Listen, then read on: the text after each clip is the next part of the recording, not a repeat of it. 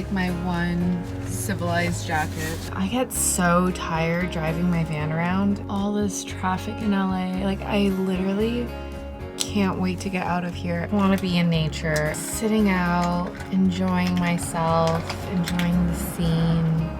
Cleaned up well. Yeah. Hi, sweetie. No.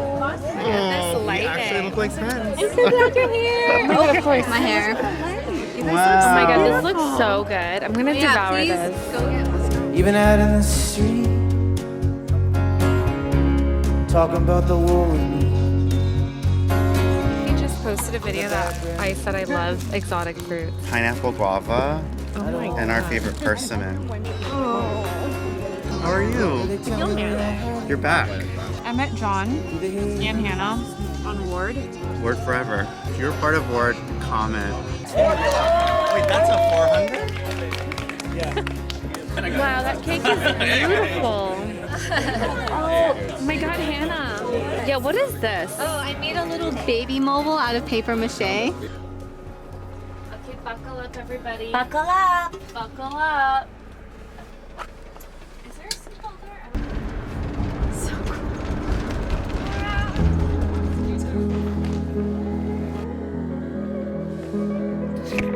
I missed you guys. You did? Yeah. I missed you too. The floofy boy is so happy to see you. I'm gonna get that on tape. What did you say? Hold on, we need the sound. I said I like providing for you. I do like providing for you. Providing what? A safe, affordable roof over your head. Is it because you watched my last YouTube video and you're like, oh, she's asking strangers for to click her affiliate links? How sad. Yeah, I'll click them. Try to like bend your legs. I am. It's great. Let's see how this passion fruit looks. The problems seem to kill me. Do you notice there's a storm outside? The problems seem to build me. Do you notice how they coincide?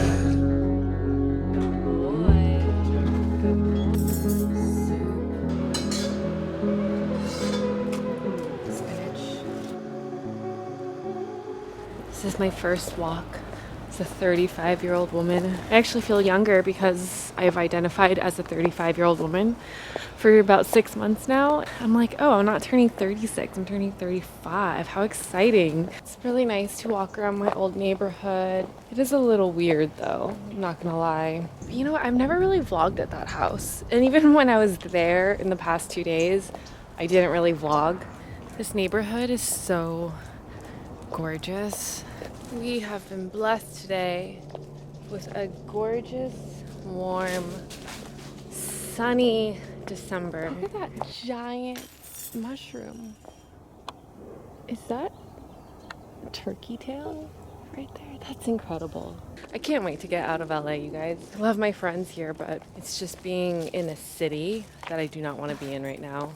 Little flowers. This gorgeous view, this gorgeous day. So grateful. Yum. Wow. John got me passion fruit from the farmer's market, and it is sensational in here. I really loved living here. It didn't quite have the same like passionate nostalgia that my COVID apartment had, the loft. That loft was so special. Someone was like, you didn't vlog there enough, but I kind of was like tapering out of making videos. And also like my first apartment where I started YouTube, I was there for like 6 years. So of course there was gonna be like a lot of content from that place. I was at that house with Wes for like just under a year.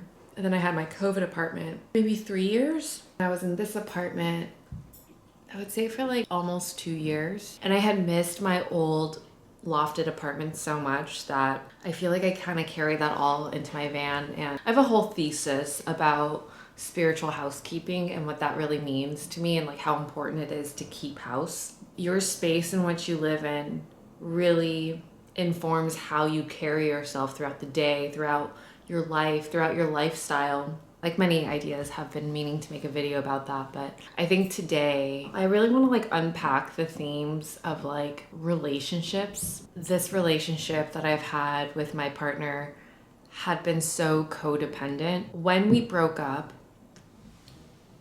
I actually found this really great reel last night. I need to change my diet. I'm eating like shit. Oh my God, I need to eat so much food. I just can't stop eating the junk. I need to fix my relationship. I need a healthier relationship. Oh my God, you know what? I'm just gonna sabotage the shit out of the relationship and start doing all the old things that I would do, and I'm gonna ramp it up times 100. And it's your ego's last effort to let you keep on doing what you're used to because it doesn't want to let go of those habits because that's what it knows and that's what's comfortable.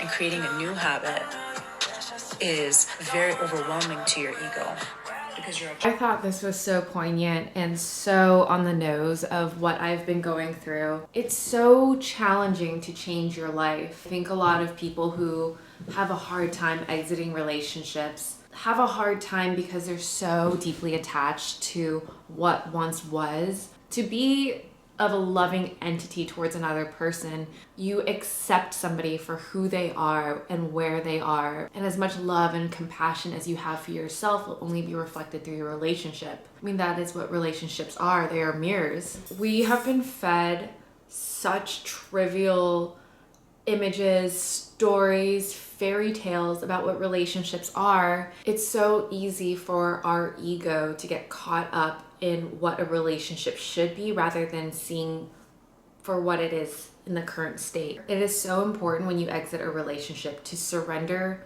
to the dissolving component of what's happening. And what I mean by that is I think it's really scary for people to like cut the tethers, this like cosmic line that you have with another person. I feel the only reason I could be here with my ex right now and that we could have so much love for each other is because this is a completely new love. We are in a completely new chapter of our relationship. We like broke up in May.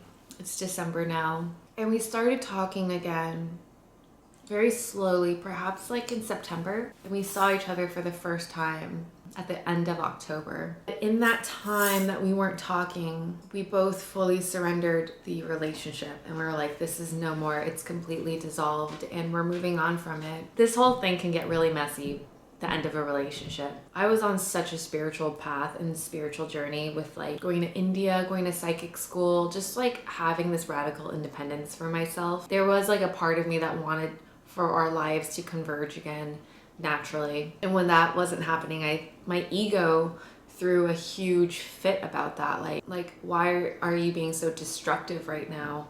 I think that reel that I just brought up was so poignant. It's like our egos will sabotage what we know to be true because we want to hold on to patterns that don't really necessarily serve us, but it's what our ego knows. So it's hard for our character to like evolve into like this new version of ourselves. Like it's like I've been operating on like 3.0 for so long that it's so hard to operate on like 3.5. I actually really like thinking about my life in phases of like reach 1.0, reach 1.5, reach 2.0, reach 2.5.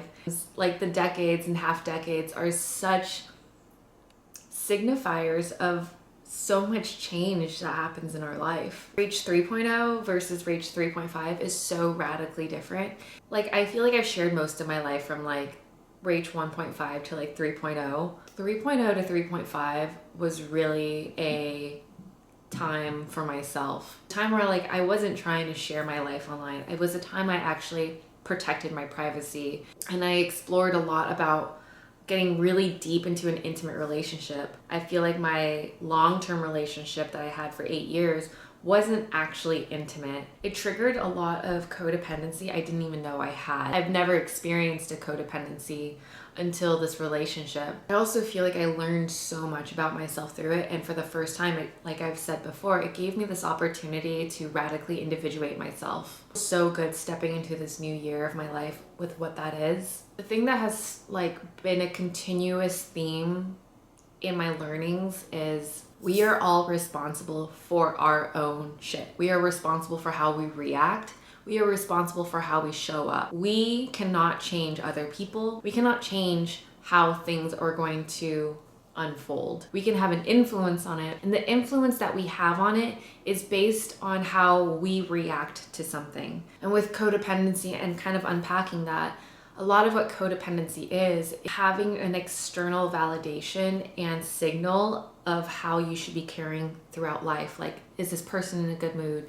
Do I need this in order to feel better? Looking for something else to give you the permission to feel what you need to feel, rather than allowing yourself to feel and experience what you need to feel on your own. Throughout psychic school, throughout like going to India, like my yoga practice, all of this really points to your practice is your practice. More often than not, we project so much of our reality and what we want out of other people on the projections of what we want internally, but we're not fixing ourselves internally when we're expecting things from other people, when we're expecting things from how situations should be and getting upset about that.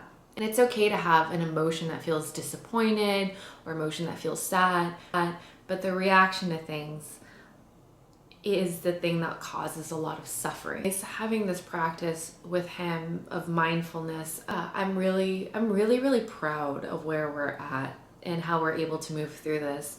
And along the lines of not having expectations, I'm not labeling it. Like, people are like, oh, you guys are hanging out again. What does this mean? I'm like, I don't know what this means. Like, right now I live in a van. Like, he still lives in this place, necessarily like gonna go find an apartment together right now. Like, it's hard for us to even date because he's gonna be traveling, I'm gonna be traveling.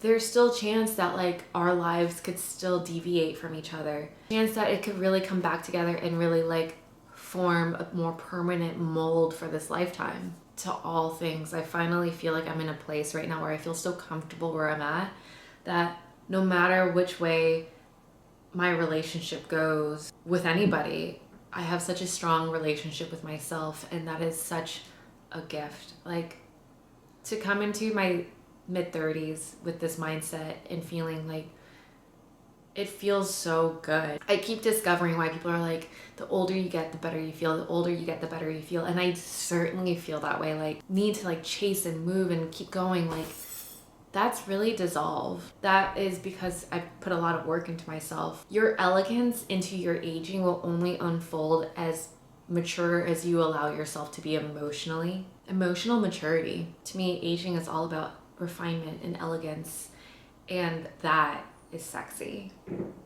You know, you can't maintain a sex appeal by grasping onto youth. It's gonna keep getting better, I know it. Anyways, that's my long spiel about relationships and birthdays, I guess. I am going to edit my video.